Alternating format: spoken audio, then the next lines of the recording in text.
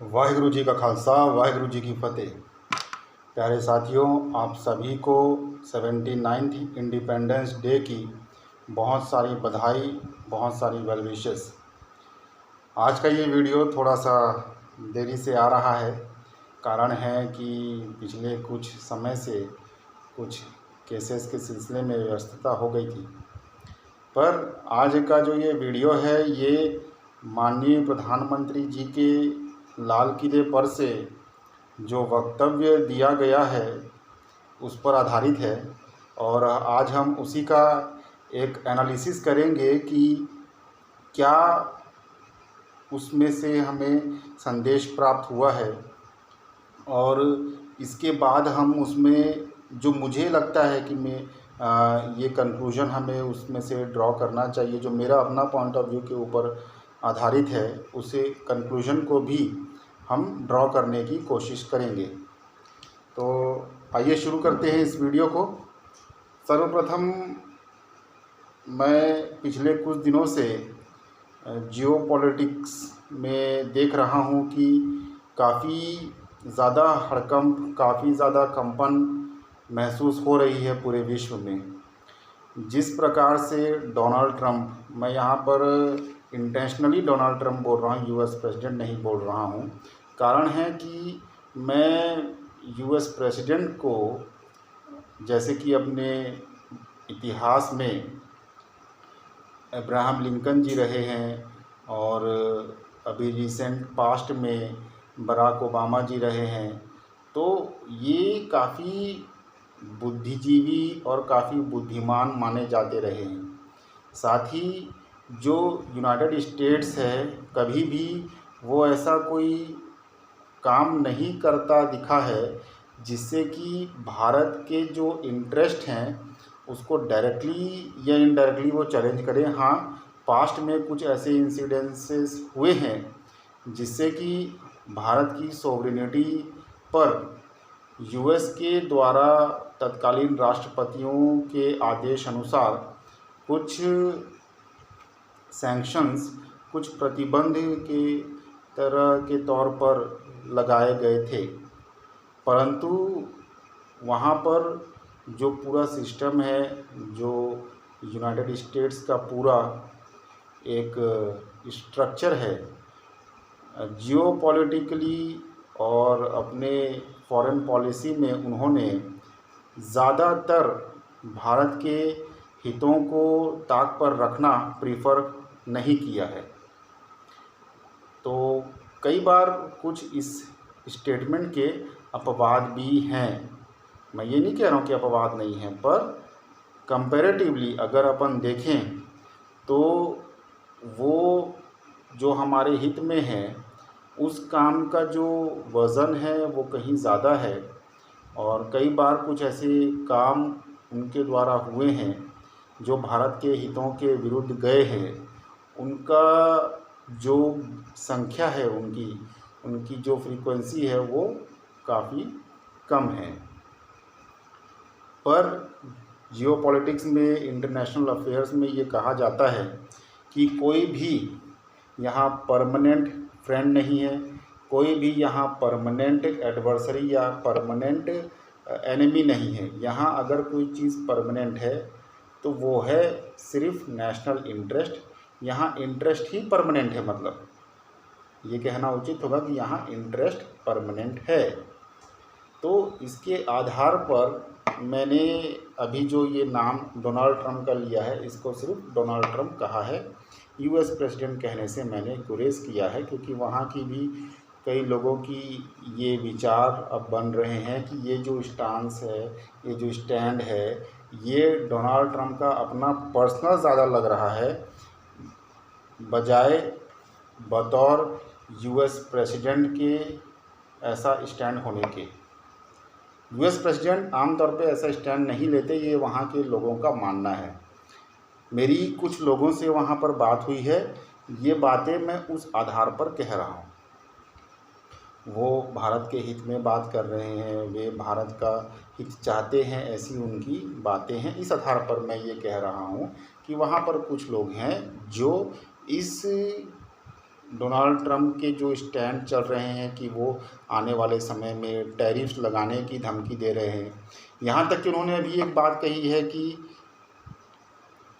अगर अलास्का में जो ये मीटिंग होने वाली है व्लादिमीर पुतिन जो कि रशिया के राष्ट्रपति हैं और डोनाल्ड ट्रंप के बीच, यदि ये मीटिंग सक्सेसफुल नहीं होती है तो जो डोनाल्ड ट्रंप हैं वो भारत पर और अधिक सैंक्शंस और अधिक टैरिफ्स, सैंक्शन नहीं कहना चाहिए, और अधिक टैरिफ्स वो लगाएंगे। तो ये था एक ओवरव्यू जो मुझे ऐसा लगा कि आज के प्रधानमंत्री जी के वक्तव्य के बारे में जानने से पहले जो इंटरनेशनली जो एक जियोपॉलिटिक्स का माहौल बना हुआ है उसके बारे में थोड़ा सा पता होना चाहिए।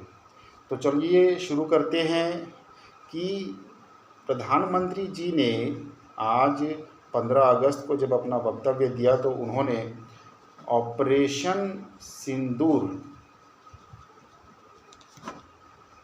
की घटना का उल्लेख किया।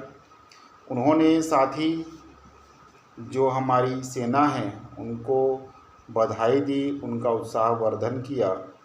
साथ ही उन्होंने ये स्पष्ट कर दिया कि जो लोग भी यह सोच रहे हैं कि हमारे प्रधानमंत्री जी कमज़ोर पड़ गए हैं, उनके लिए अपनी बातों से, अपनी बॉडी लैंग्वेज से, अपने स्टेटमेंट से यह स्पष्ट कर दिया कि वो लोग जो भारत के हितों के विरुद्ध हैं और वह लोग जो भारत के किसान हैं, उनके बीच में प्रधानमंत्री जी एक मजबूत दीवार के समान खड़े हैं। तो कभी भी वो लोग जो भारत के हितों के विरुद्ध हैं वो हमारे किसानों का, वो हमारे मछुआरों का इत्यादि कभी भी वो अहित नहीं कर पाएंगे।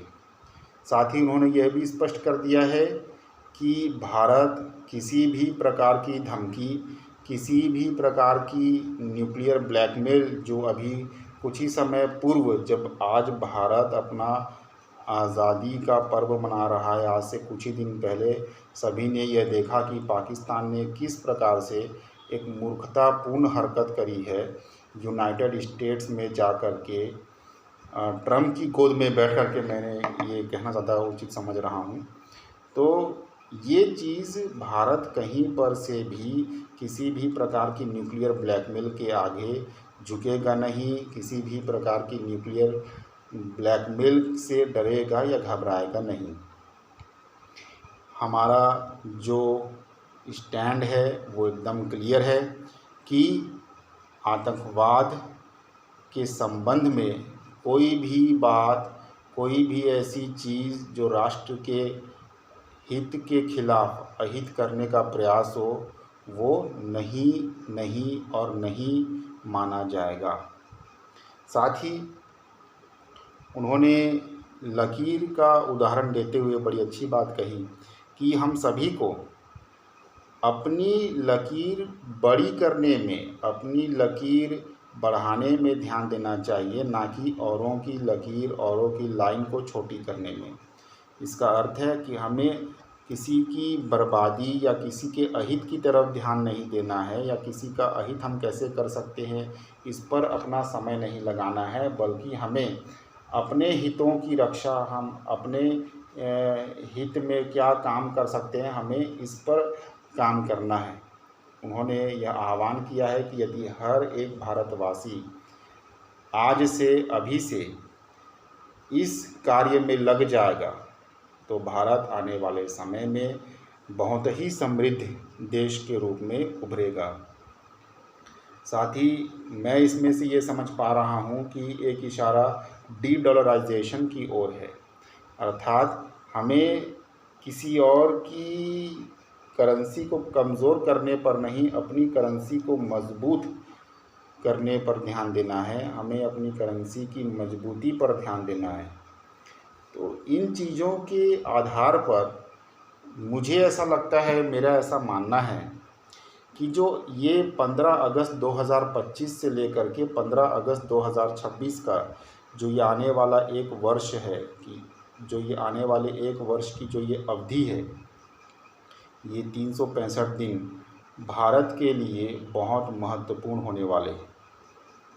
भारत या तो इस एक वर्ष के पश्चात बहुत ही समृद्ध राष्ट्र के रूप में उभरेगा या तो बहुत पीछे ढकेल दिया जाएगा। इस एक वर्ष में जो कि आने वाले समय में हमारे सामने टैरिफ्स की और इसके अलावा अन्य परिस्थितियों की कई सारी चुनौतियां हमें देखने को मिलेंगी। संभवतः महंगाई कम होगी, पर साथ ही साथ अंतर्राष्ट्रीय स्तर पर भी हमारे लिए कई बड़ी बड़ी चुनौतियां खड़ी करने का पूरा प्रयास बड़ी बड़ी ताकतों के द्वारा किया जाएगा।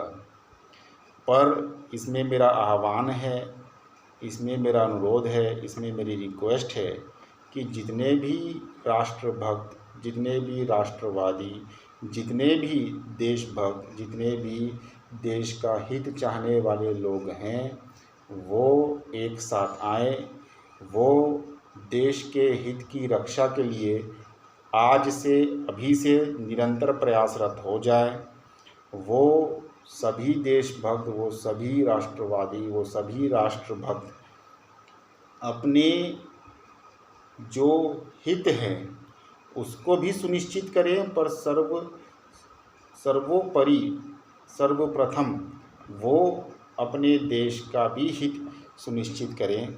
हमें आज से मेहनत ज़्यादा करनी होगी, हमें आज से काम ज़्यादा करना होगा, तभी आने वाला जो समय है, जो ये मैं आपसे कह रहा हूँ कि जो ये एक वर्ष का समय है, ये एक वर्ष के पश्चात हम आज की स्थिति में नहीं होने वाले हैं।